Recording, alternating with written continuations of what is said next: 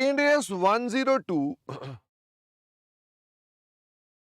102 ये डील करता है शेयर बेस्ड पेमेंट्स को जिसके अंदर हम जो पेमेंट्स कर रहे हैं वो पेमेंट्स कर रहे हैं फॉर गुड्स एंड सर्विसेज किसके अंदर बेस्ड ऑन शेयर्स। ये पेमेंट इन शेयर्स भी हो सकती है और ये पेमेंट इन कैश भी हो सकती है based on prices of shares. हमने कहा इसके आउट ऑफ स्कोप कुछ चीजें हैं जो हमारी चर्चा के बाहर हैं जिनसे हम कंफ्यूज ना हो। यानी जो आपके बिजनेस कॉम्बिनेशंस के कॉन्ट्रैक्ट्स हैं उनके अंदर अगर कोई शेयर इशू करने की बात है तो उसकी चर्चा हम नहीं कर रहे हैं, वो 103 नंबर डील करेगा। या कोई भी कॉन्ट्रैक्ट अगर मान लीजिए 109 में कवर हो जाता है तो 109 उसको डील कर रहा है तो वो इसको यहां पर कवर नहीं करेगा। 109 के अंदर आपके पास 102 वाले शेयर बेस्ड को आउट ऑफ स्कोप डाला हुआ है, हम उसके अकॉर्डिंगली इसको डील करते हैं। इसमें हमारे पास मुख्य रूप में दो प्रकार के सवाल पूछे जा सकते हैं, जिनमें से एक सवाल होता है जिसमें आप गुड्स एंड सर्विसेज रिसीव करते हैं अगेंस्ट शेयर्स। जब आप गुड्स एंड सर्विसेज रिसीव करते हैं अगेंस्ट शेयर तो आपको अपने पास यहां पर कुछ एंट्रीज डालनी पड़ती है। जिस दिन आप अपने पास सामान रिसीव करते हैं, गुड्स रिसीव करते हैं या एसेट्स रिसीव करते हैं या सर्विसेज रिसीव करते हैं, हम उनको अपने पास रिकॉग्नाइज करते हैं किसके ऊपर? At fair value. जितनी उसकी फेयर वैल्यू है हम उतने पर ही उसको रिकॉग्नाइज करते हैं और क्रेडिट किसे कर देते हैं? SBP reserve. अगर मान लीजिए एसबीपी रिजर्व में आपने पेमेंट इन शेयर्स करनी है तो हम उसको अपने पास एसबीपी रिजर्व डालते हैं। अगर हमने पेमेंट आपने इन कैश करनी है तो हम उसको एसबीपी लायबिलिटी डालते हैं। एसबीपी रिजर्व हमारी बैलेंस शीट के अंदर सोकी के आइटम बन जाता है। इसका मतलब ये हमारे पास रिजर्व एंड सरप्लस का पार्ट है, इसको आप बैलेंस शीट के अंदर लायबिलिटी नहीं बोलेंगे। हमारे पास इसके अंदर यही कुल मिलाकर काम होता है, इसमें और कुछ नहीं है और इस पर कोई सवाल इंस्टीट्यूट ने अभी तक पूछे भी नहीं है। दूसरे आ गए, जब हम एम्प्लॉय की सर्विसेज की बात करते हैं तो एम्प्लॉय की जो सर्विसेज होती हैं उन पर हम उनको क्या क्या दे सकते हैं। कई बार तो हम उन्हें बोलते हैं कि आपको हम खाली खाली शेयर्स ही देंगे, कई बार हम बोलते हैं आपको हम कैश देंगे बेस्ड ऑन शेयर्स, और कई बार वो कहते हैं हम इनका मिक्स देंगे, कैश भी दे सकते हैं या आपको शेयर भी दे सकते हैं, उनकी चॉइस पर या हमारी चॉइस पर, किसी ना किसी की चॉइस पर। इसे फैंटम शेयर्स बोलते हैं। इनको अपने पास SAR स्टॉक एप्रिसिएशन राइट बोलते हैं, इनको फैंटम बोलते हैं। हमने ये दोनों आपके साथ अभी डिस्कस नहीं किए। जब हम शेयर्स की बात करते हैं तो हमको अपने पास इसमें कुछ कैलकुलेशंस करनी पड़ती हैं। वो कैलकुलेशंस क्या होती हैं? हमें अपने पास यहां पर एक तो कैलकुलेशन करनी पड़ती है ऑफ एक्सपेंस, हमारा एक्सपेंस कितना है। और हमें कुछ अपने पास जनरलाइज करना पड़ता है। इनमें बड़ी विचित्र बात ये होती है, जब एम्प्लॉइज का केस होता है तो एम्प्लॉइज के केस में हम अपने पास हमेशा कुछ वेस्टिंग कंडीशंस लगाते हैं। हम जब वेस्टिंग कंडीशंस लगाते हैं तो वेस्टिंग कंडीशन दो प्रकार की हो सकती हैं। एक वेस्टिंग कंडीशन कौन सी हो सकती है? जो केवल सर्विस करने के लिए हो। दूसरी हो सकती है जिसमें आप उन्हें कोई टारगेट्स भी दे देते हैं कि भाई साहब आपको ये काम भी पूरे करने हैं। जो ये टारगेट दिए जाते हैं, इन टारगेट में भी दो तरह के टारगेट्स हो सकते हैं। एक टारगेट्स होते हैं जो मार्केट पर बेस्ड होते हैं, बाकी टारगेट्स होते हैं जो नॉन मार्केट बेस्ड होते हैं। इसी से इनका नाम पड़ जाता है मार्केट कंडीशंस, इनका नाम पड़ जाता है नॉन मार्केट कंडीशंस। हम अपने पास इन पर बेस्ड ये जो कॉन्ट्रैक्ट हम करते हैं, इस कॉन्ट्रैक्ट के अंदर से जो मार्केट कंडीशंस होती हैं इन्हें यूज करते हुए तथा रिस्क फ्री रिटर्न यूज करते हुए तथा एक्सरसाइज प्राइस जितना भी हमारे पास है या नहीं है उसको यूज करते हुए, करंट मार्केट प्राइस जो आपके शेयर की करंट मार्केट प्राइस चल रही है उसको देखते हुए, वॉलेटिलिटी इंडेक्स को देखते हुए, इन सब पर बेस्ड हम अपने पास इन ऑप्शंस की या इन शेयर्स की क्या ढूंढ लेते हैं? Fair value. ये fair value on grant date निकल आती है। ये फेयर वैल्यू ग्रांट डेट पर निकलने के बाद लेटर ये हम चेंज नहीं करते हैं for the purpose of shares. क्या ये फेयर वैल्यू मैंने कहा चेंज नहीं करते for the purpose of shares? क्या मैंने इनके लिए बोला है?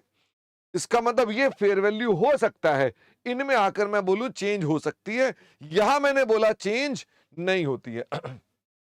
डू नॉट चेंज, थोड़ा सा बता ही दूं, यहां आकर ये चेंज हो सकती है। ओके, तो हम बाद में इसकी बात करेंगे, इसको भी मैं मिक्स नहीं कर रहा हूं, थोड़ा नजदीक करने के लिए कह रहे हैं।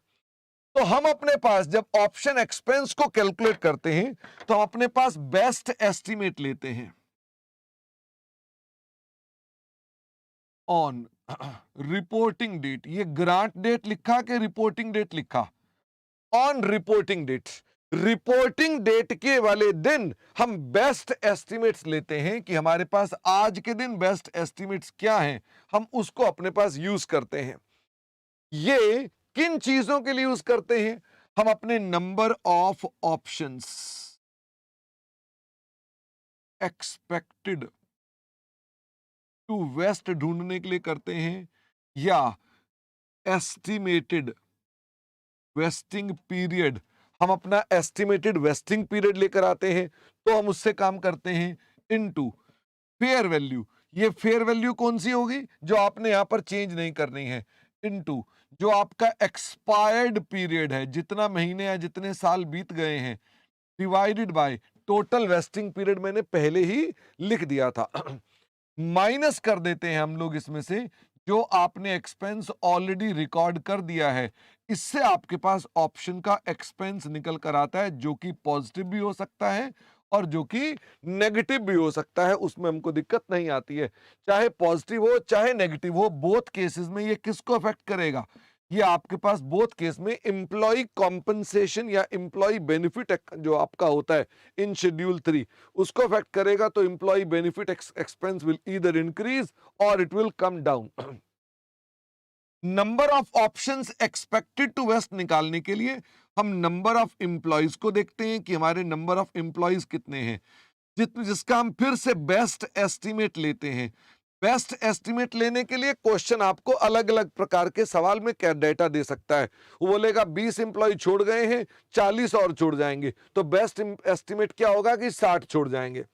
कई बार क्वेश्चन के अंदर वो आपको ना टोटली बता देता है कि टोटल 500 इंप्लॉय हैं और 20% ओवर वेस्टिंग पीरियड सारे छोड़ जाएंगे। तो यानी कि ऐसी स्थिति में आपको लैंग्वेज को ध्यान से पढ़ना है कि ये छोड़ जाएंगे क्या 1 साल में या ओवर दी वेस्टिंग पीरियड लिखा हुआ है। तो ये आपके क्वेश्चन में एक सिली मिस्टेक ना हो, उसको आपको ध्यान रखना होता है। हम अपने पास इसके अंदर नंबर ऑफ इंप्लॉइज को मल्टीप्लाई कर देते हैं नंबर ऑफ ऑप्शंस। क्या नंबर ऑफ एम्प्लॉय बार बार चेंज होते हैं बेस्ड ऑन बेस्ट एस्टिमेट? तो क्या नंबर ऑफ ऑप्शन के भी बेस्ट एस्टिमेट लेने पड़ते हैं?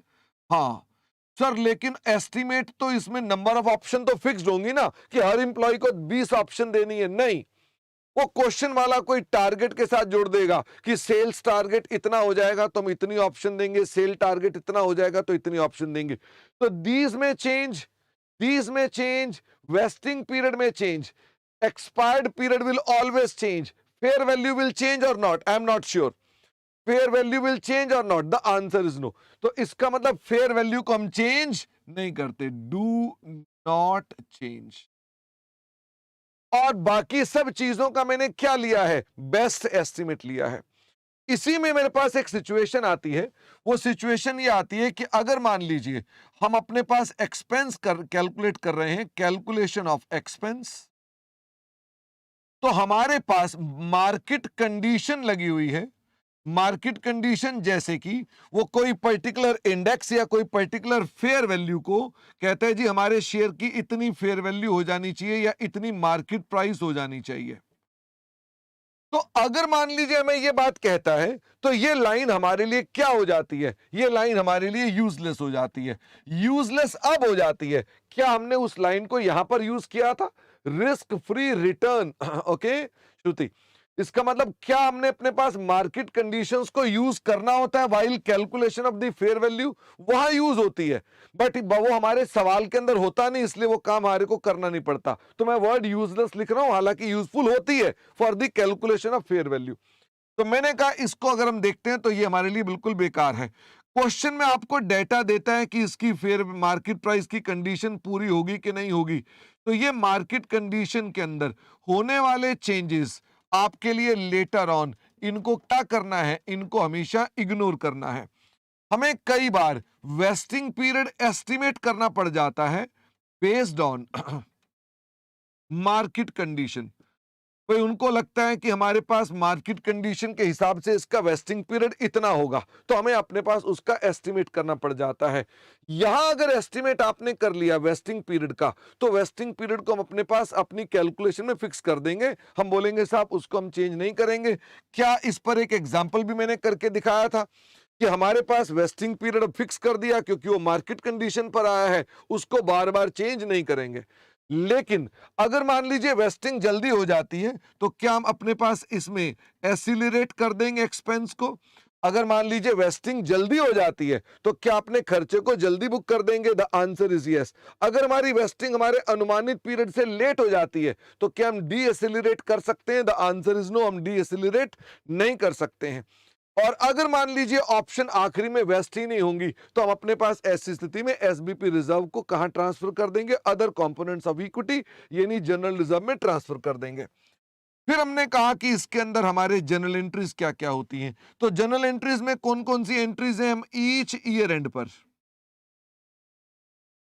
एंट्री डाल देते हैं। कौन सी? एम्प्लॉय बेनिफिट या employee compensation account debit to SBP reserve. SBP reserve हमारे लिए सो की क्या आइटम है, और एम्प्लॉय कॉम्पनसेशन कहां चला जाएगा? पीएनएल में। इंस्टीट्यूट पीएनएल की एंट्री जनरली नहीं डालता है, आप डालकर आए, अच्छी बात है। नहीं डालेंगे तो भी पॉसिबली आपका आंसर में नंबर नहीं कटेंगे।